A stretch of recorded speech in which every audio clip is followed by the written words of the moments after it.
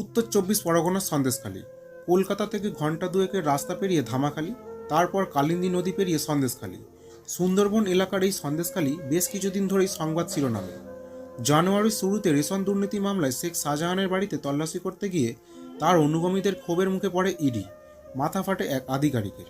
ছবিটা বদলে যায় কয়েকদিনের মধ্যেই। 8 ফেব্রুয়ারি সকাল থেকে শাহজাহান ও তার অনুগামীর গ্রেপ্তারের দাবিতে পথে নামে সন্দেশখালীর মেয়েরা। তারপর থেকেই বিক্ষোভে উত্তাল নদী ঘেরাদ্বীপ অঞ্চল এই সন্দেশখালী। চাষ জমিতে নোনা জল ঢুকিয়ে দেওয়া, ভেড়ি বানানো, সরকারি পাট্টা জমি দখল, লিজের টাকা না দেওয়া, রাত বিরাতে মেয়েদের ডেকে পাঠানো, ভুরি ভুরি অভিযোগ।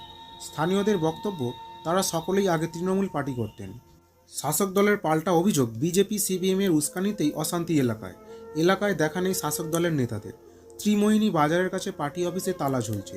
স্থানীয়দের অভিযোগ, সরকারি জমিতে নয়াঞ্জলি ভরাট করে তৈরি হয়েছে এই অফিস।